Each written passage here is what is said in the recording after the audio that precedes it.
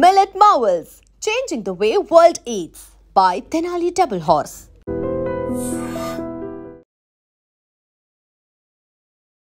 నమస్కారం, welcome to I dream. ధర్మ మార్గం విత్ విజిత కార్యక్రమానికి స్వాగతం.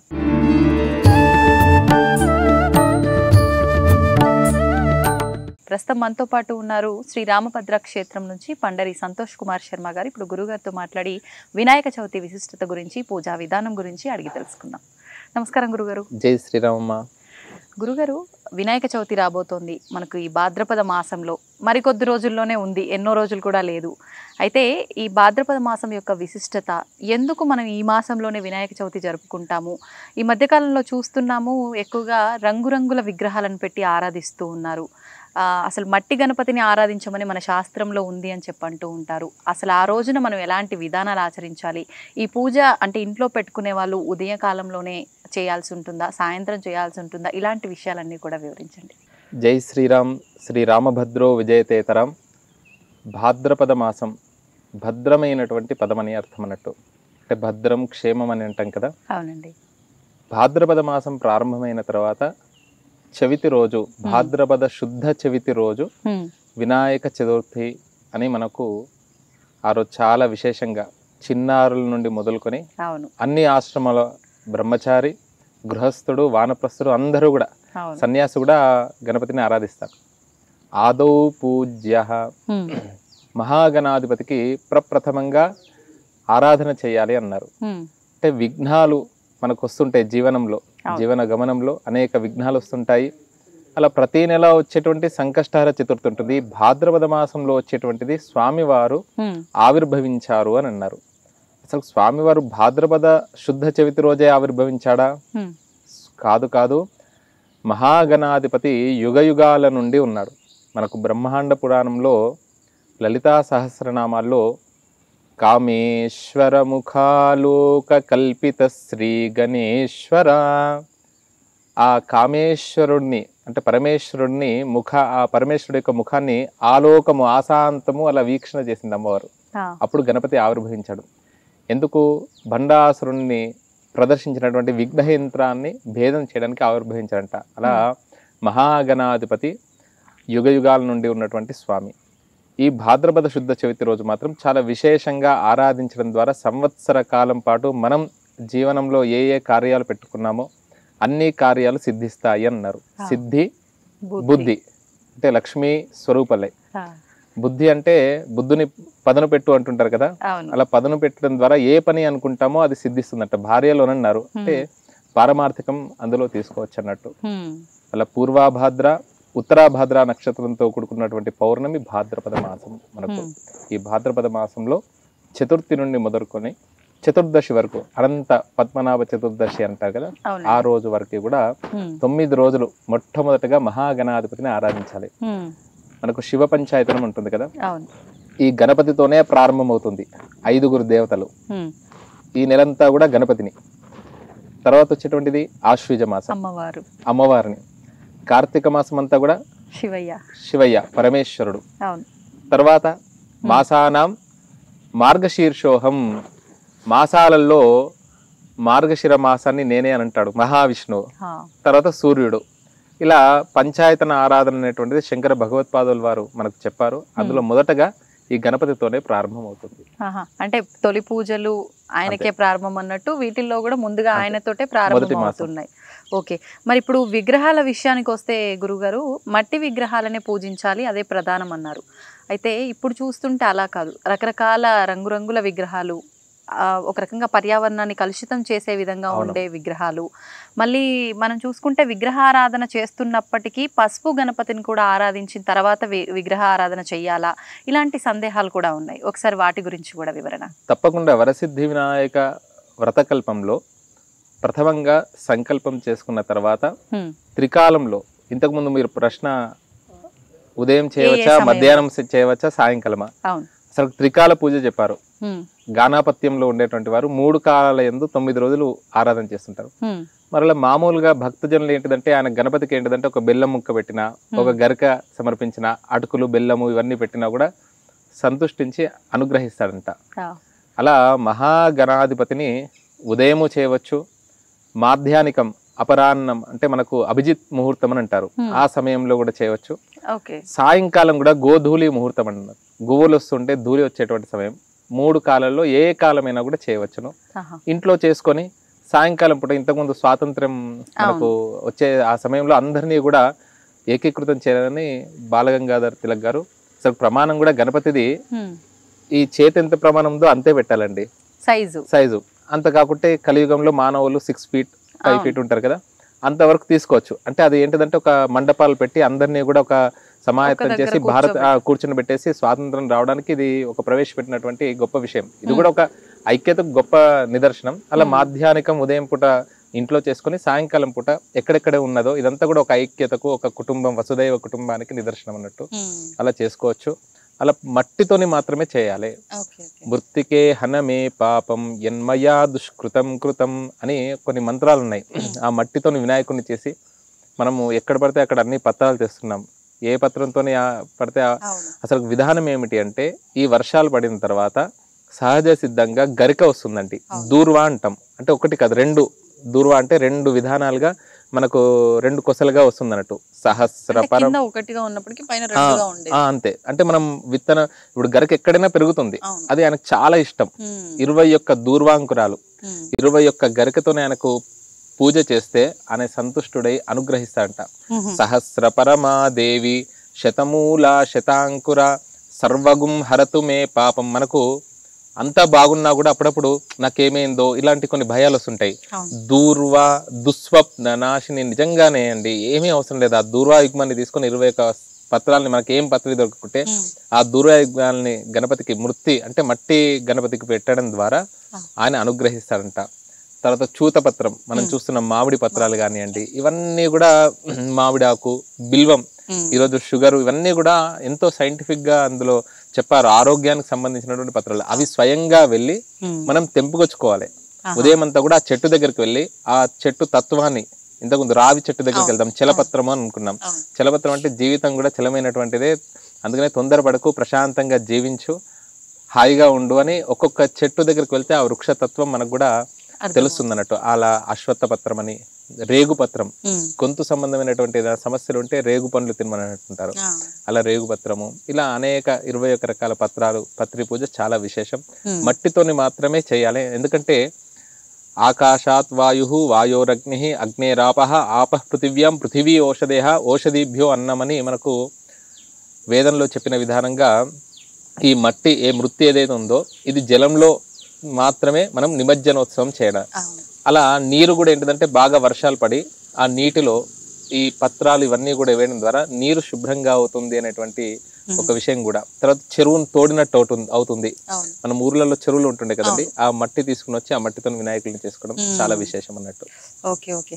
అయితే గురుగారు, ఇప్పుడు ఈ నిమజ్జన విషయంలో కూడా చాలా సందేహాలు, ప్రసాదం విషయంలో చాలా సందేహాలు. అంటే వినాయకుడికి ఆవిరి పైన వండినవి మాత్రమే నివేదించాలి అంటుంటారు, కానీ రకరకాలుగా నివేదిస్తూనే ఉంటారు. మరి వాటిల్లో కూడా నియమాలు ఏమైనా పాటించాలా? సహజ సిద్ధంగా మనం ఏది ఇచ్చినా కూడా మోదకం అంటే ఇష్టం అండి గణపతికి. ముదాకరాత్త మోదకం సదా విముక్తి సాధకం. ఆ మోదకం అంటే మనకు వృత్తాకాలంలో రౌండ్గా ఉంటాయి. లడ్డూకములు ఇష్టం చాలా, ఉండ్రాళ్ళు ఇష్టము. అలా ఆవిరిపైన చేసినటువంటివి ఏది ఇచ్చినా కూడా నేను తీసుకుంటాండి. చివరికి అటుకులు, బెల్లము, చిన్నగా మిశ్రి, ఏది సహజ సిద్ధంగా పండ్లు పెట్టినా కూడా నేను తీసుకుంటాడు. ఏం చేస్తుందండి, అది నాకేమైనా వండిన పదార్థమే కావుంటుందా? గజస్వరూపం కదా. అగజానన పద్మార్కం గజానన మహర్నిషం అనేకదంతం అని, అనేకదంతం కాదండి, అనేకదం తం భక్తానాం ఏకదంతం ఉపాస్మహే. అంటే అగజానన అంటే గజము యొక్క ముఖమున్నది అంటున్నారు, గజము యొక్క ముఖము లేనటువంటిది అని అంటున్నారు. అర్థం ఏమిటి అంటే అగ అంటే హిమవంతుడు అని అర్థం అన్నట్టు. అగ జానన అంటే హిమవంతుడి యొక్క పుత్రిక పార్వతీదేవి.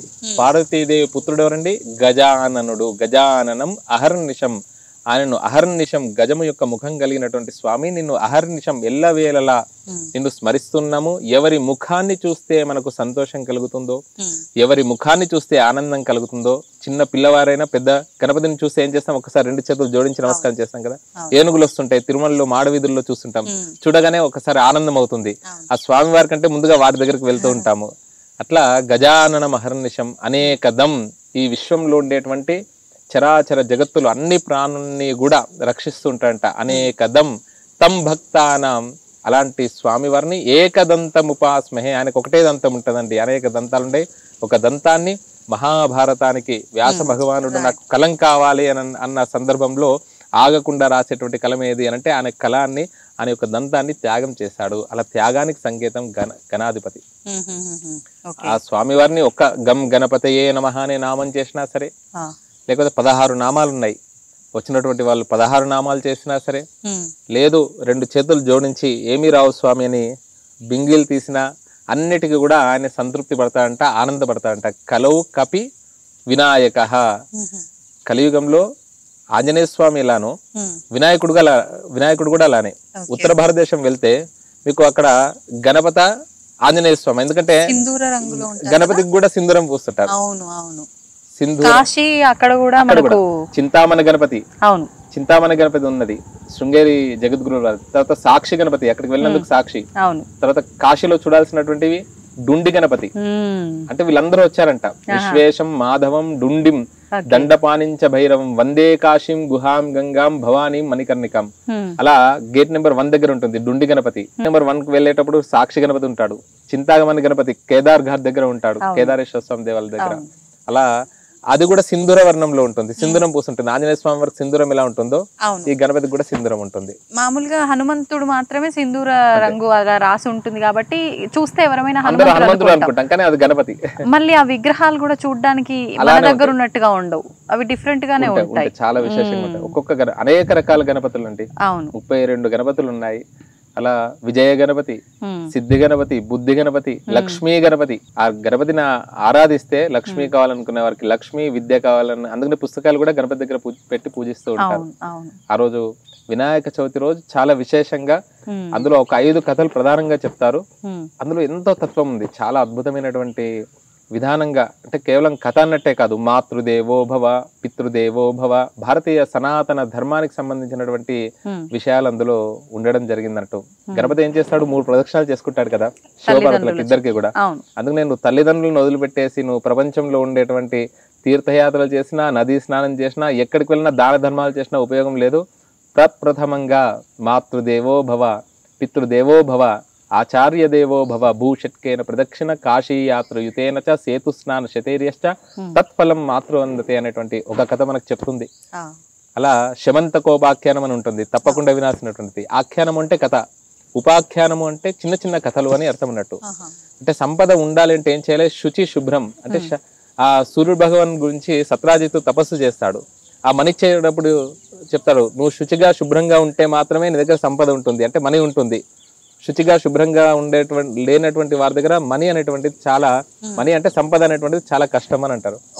అందుకనే సత్రాజిత్తు ఇక్కడికి రాగానే శ్రీకృష్ణ పరమాత్మ అడగగానే వెంటనే ఏం చేస్తాడు, అమ్మో ఈయన అనేక మాయాలోలుడు, ఆయనకేమవసరం అండి, కస్తూరి తిలకం లలాట ఫలకే వక్షస్థలే కౌస్తుభం, ఆయనే అనేక మనులు ఉన్నాయి, ఆయనకి ఈ మనితో అవసరమా అంటే ఒక రాజు దగ్గర ఉంటే క్షేమం అని అడుగుతా. అడగంగానే సత్రాజిత్తు ఏం చేస్తాడంటే అతన్ని నమ్మక మనసులో కొంత కల్మషం వచ్చింది కదా, తన సోదరుడైనటువంటి ప్రసేనజిత్తుకి ఇచ్చాడు. ప్రసేనజిత్తు అరణ్యానికి వెళ్తాడు. సరిగ్గా కాళ్ళు కడుక్కోకపోవడం ద్వారా, చేతులు కడుక్కోకపోవడం ద్వారా శుచి శుభ్రత పోతుంది. అలా సింహం ఈ ప్రసేనజిత్తును సంహరించడం ద్వారా దానికి కూడా ఆ దోషం వచ్చింది. వెంటనే జాంబవంతుడి యొక్క గుహలోకి వెళ్ళింది సింహం. జాంబవంతుడు ఈ సింహాన్ని చూసి ఆ మణి చాలా మెరుస్తుంది అన్నట్టు ఆ సింహాన్ని సంహరించి వెంటనే ఆ మణిని తీసుకున్నాడు. శ్రీకృష్ణ పరమాత్మ అలా క్షీరాన్ని వెండి గిన్నెలో తీసుకుంటూ ఉండగా చంద్రుడిని చూస్తాడు. మనకు భాద్రపద శుద్ధ చవితి రోజు చంద్రుడిని చూడొద్దంటారు, నీలాప నిందలు కలుగుతాయని. పార్వతీదేవి గణపతికి సంబంధించినటువంటి కథ అందరికి ముందు ఉండేటువంటి కథలు ఇవన్నీ కూడా 5 కథలు ప్రధానంగా. శమంతకోపాఖ్యానం చాలా ముఖ్యం అన్నట్టు. అలా ఆ చంద్రుడిని చూడగానే ఏం నింద కలుగుతుందో అనుకుంటాడు. అంతలోపలనే ఈ నింద 2 నిందలు వేసి అన్నట్టు చంపాడు.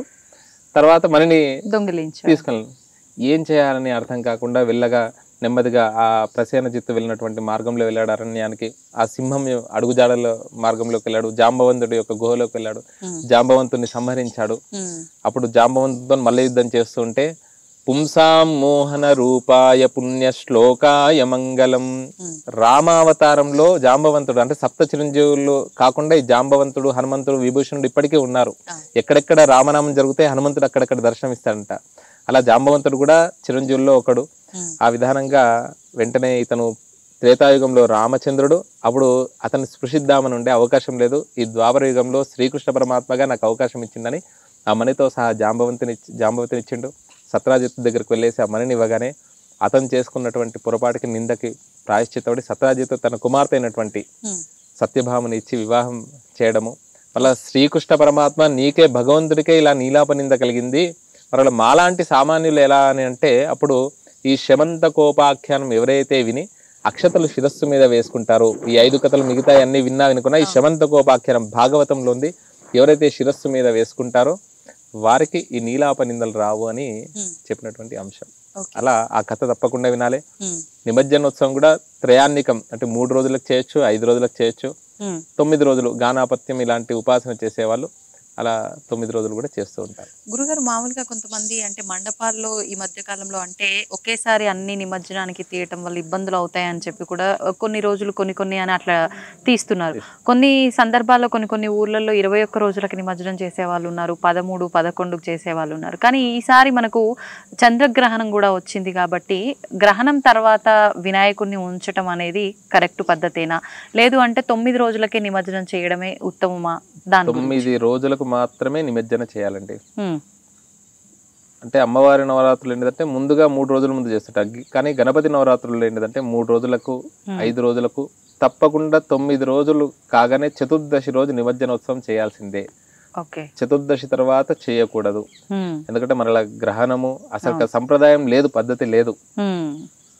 మామూలుగానే 9 రోజులకే నిమజ్జనము. కానీ ఏదో మనం అలా ఉంచుతున్నాం పరిస్థితులను బట్టి. కానీ అసలు ముందు నుండే ఒక ప్లాన్ చేసుకుని ప్రభుత్వం గాని తర్వాత ఆ వినాయకులను పెట్టేటువంటి వారు గాని ముందుగానే ఆలోచన చేసి, శాస్త్రం అంటేనే శాసించేటువంటిది, శాస్త్రం ఎలా చెప్పిందో ఆ విధానంగా చేయడం ద్వారా లోకము కూడా క్షేమంగా ఉంటుంది. ఇప్పుడు మీరు అన్నట్టుగా 3-5 రోజుల్లో శుక్ర మంగళవారాలు గనక వచ్చినట్లయితే ఆ రోజున తీయొచ్చు అంటారా, లేదంటే ఎలా చేయొచ్చు అంటారు? 3 రోజులు తీయవచ్చమ్మా, దానికి ఏమీ లేదు. 3 రాత్రులు నిండితే చాలంతే. యథాస్థానం ప్రవేశయామి శోభనార్థే క్షేమాయ పునః ఆగమనాయ అని చెప్తుంటారు కదా. కాబట్టి అన్ని లక్ష్మీ వారాలే, అన్ని జయవారాలే. ఓకే, మరి ఇప్పుడు పసుపు గణపతిని ఆరాధించాల్సిందేనా ఖచ్చితంగా? తప్పకుండా. ఈ మట్టి గణపతి కంటే ముందుగా పార్వతీదేవి చేసినటువంటి విధానం అన్నట్టు తన యొక్క శరీరం నుండి వచ్చేటువంటి ఏదైతే మృతి ఉంటుందో ఆ మట్టితోనే ఒక బాలుడిని చేసింది. తప్పకుండా అందుకనే ప్రతి పూజకు కూడా పసుపు గణపతిని చేయండి ఏ పూజ చేయరాదు. దాన్నే గణేశాంబికాభ్యాం నమః అంటుంటారు. అంటే గణపతితో సహా అమ్మవారిని కూడా స్మరించడం. సంతోషం గురుగారు, చాలా చక్కగా వివరించారు వినాయక చవితి విశిష్టతని, పూజా విధానాన్ని. ధన్యవాదాలు. జై శ్రీరామ. చాలా ధన్యవాదాలు. తవ్వుతున్న శివలింగం సరే దాన్ని అట్లా కప్పేసేయండి, చూపించదండి. మూర్తి పూజ కాదు, సాక్షాత్ బ్రజేంద్ర నందన భగవాన్ ఉన్నారు మూర్తిలో. ఏమీ ఆశించకుండా ఆరాధించే వాళ్ళు కూడా ఉన్నారా ప్రభుజీ? నిజమైన భక్తి అంటే మనకు తెలియదు కాబట్టి